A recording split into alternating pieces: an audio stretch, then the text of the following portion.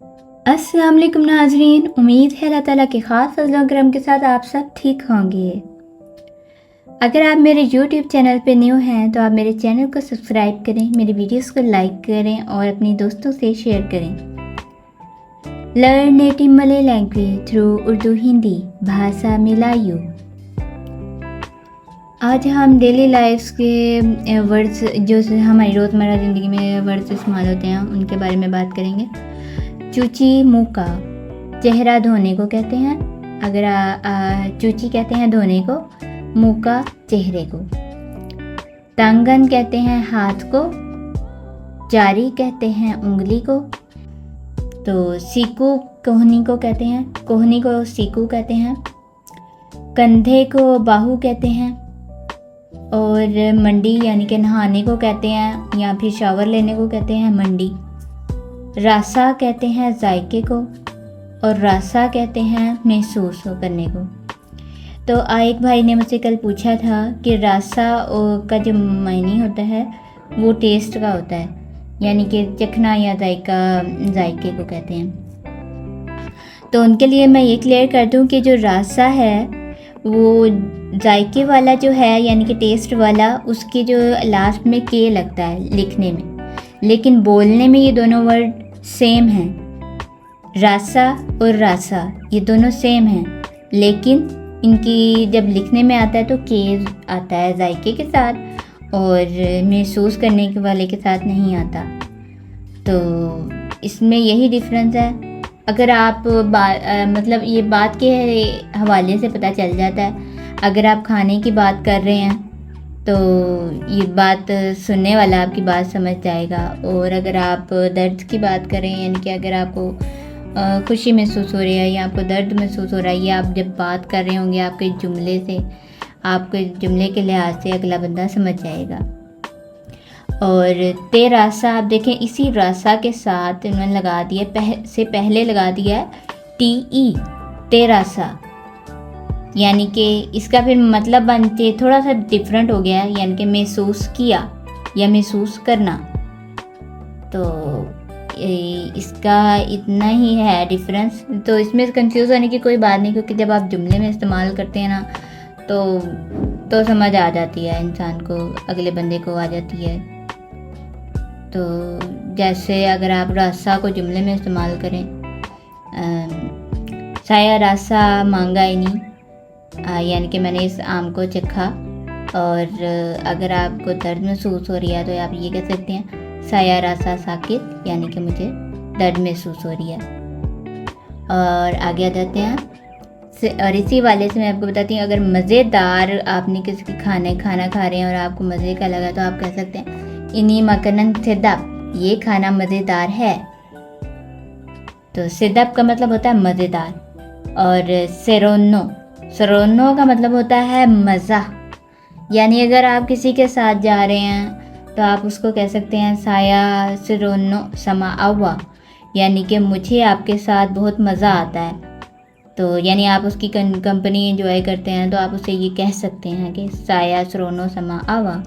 या फिर आप ये कह सकते हैं कि अगर आप कहीं जगह गए हैं तो वहाँ पे आपको बहुत मज़ा आया, तो आप ये भी कह सकते हैं कि साया पर की तंपत इनी बाइया सरोनो साना, यानी कि वहाँ पे बहुत आपको मज़ा आया।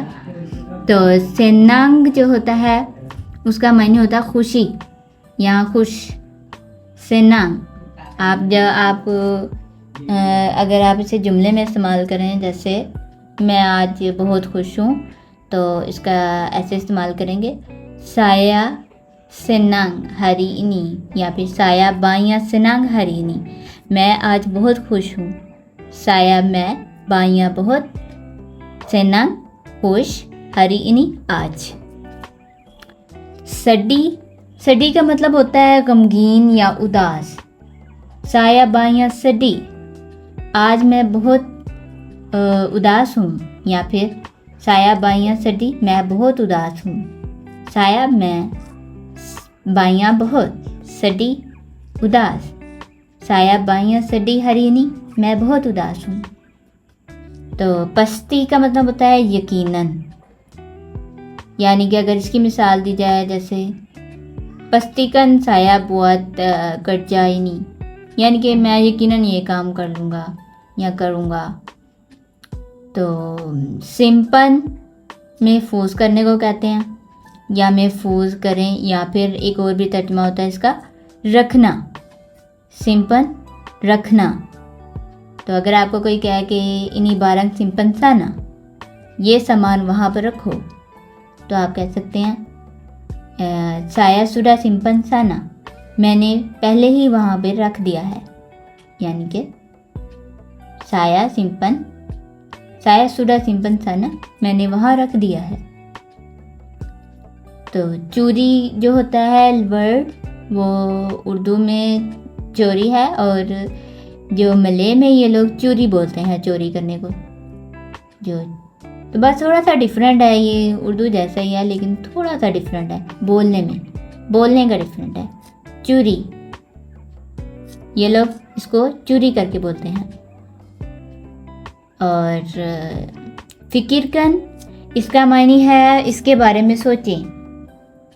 यानी कि अगर आप रिज़ाइन करना चाह रहे हैं अपनी जॉब से, आप अपनी जॉब छोड़ना चाह रहे हैं, तो आपको अगर बॉस कहे कि आप इसके बारे में सोचें, तो वो आपको ऐसे कहेगा फिकिरकन डुलू, यानी कि पहले सोचो। फिकिरकन का मतलब होता है सोचना, और डुलू का मतलब होता है पहले। फिकिरकन डुलू, पहले सोचें। तो अगर और एक और तर्जमा मैं आपको डुलू का बताती हूँ। जैसे डुलू जैसा ही है, अगर आप दवाई लेने जाते हैं तो आपकी दवाई वाले पैकेट पे लिखा होता है सेबलम और लपस्कन। सेबलम का मतलब होता है पहले, और लपस्कन मतलब होता है बाद में।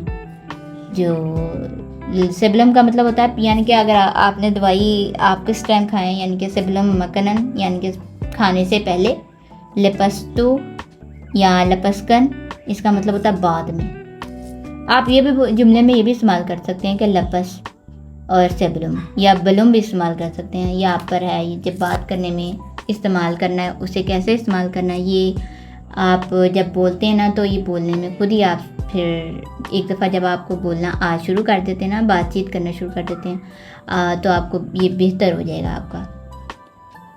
क्योंकि एक दफ़ा आप सीखना शुरू कर देते हैं ना, तो फिर उसके बाद अगर आप अपने दोस्तों से बाहर नहीं बात करते हैं, मलय लोगों से, तो आहिस्ता आहिस्ता आपकी जो बोलने की होती है ना मलय, वो बेहतर से बेहतर हो जाती है।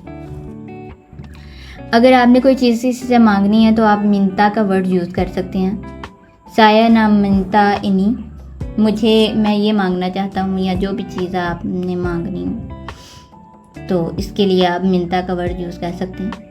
और जो पंजंग है, पंजंग का मतलब होता है तवील या लंबा, यानी कि जो तवील या लंबा, ये रास्ते के लिए भी आप इस्तेमाल कर सकते हैं, किसी बिल्डिंग के लिए इस्तेमाल कर सकते हैं कि ये बड़ी लंबी बिल्डिंग है, इन्हीं बिल्डिंग पंजंग, यानी कि ये फ्लैट बहुत बड़ा है, या फिर पंजंग बड़ा में नहीं आता लेकिन लंबे में आता है, एक लंबा या तवील।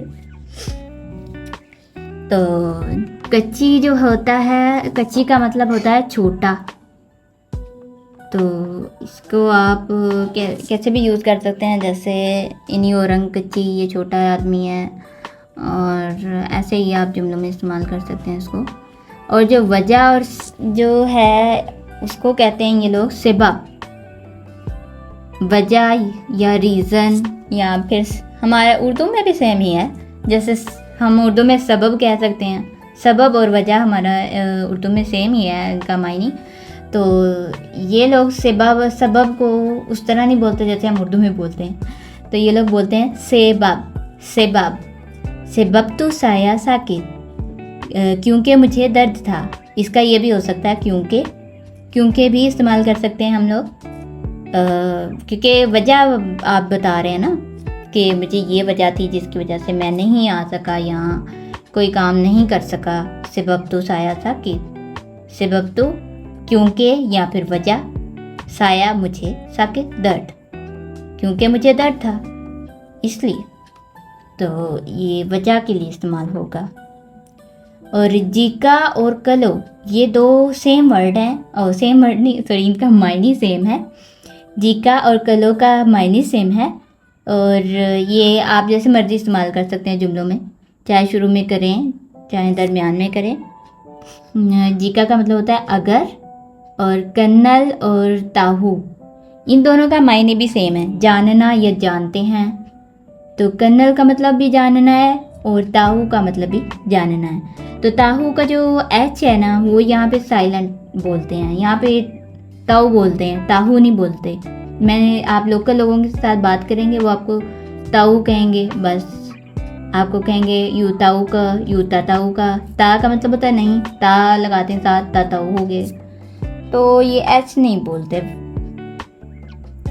और अगर इसकी मैं आपको मिसाल दूँ तो ऐसा होगा, आवा कन्नल का डियर, क्या आप उसको जानते हैं।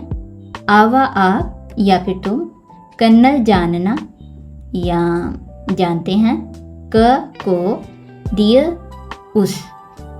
आवा कन्नल का डियर, क्या आप आप उसको जानते हैं। तो इस तरह आप जुमलों में भी इसको आसानी से इस्तेमाल कर सकते हैं, या आप पूछना चाहते हैं किसी के बारे में, क्या आप उसको जानते हैं, ऐसे भी। तो सांबोंग कहते हैं। सांबोंग और तरुस इन दोनों का मायने सेम है, यानी कि जारी रहे। आप दोनों में से एक यूज़ कर लें।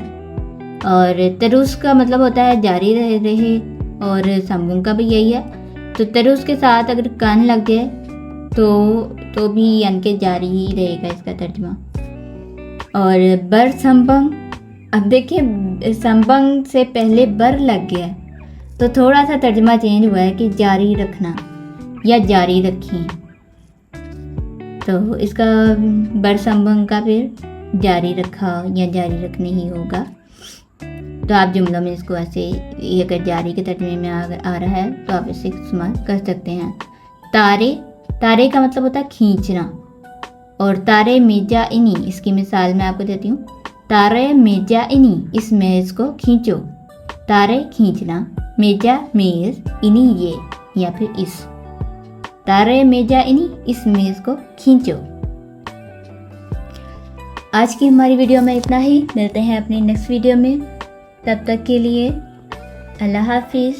और एक और मैं आपसे दुआ की दरख्वास्त करना चाहती हूँ कि आप सब फ़लस्तीन के मुसलमानों के लिए प्लीज़ बहुत सारी दुआएं करें। अल्लाह ताला फ़लस्तीन के मुसलमानों को जंग के हालात से निकाले, उधर की जंग बंद हो। अल्लाह ताला उन पर अपना ख़ास फजल करे, आमीन।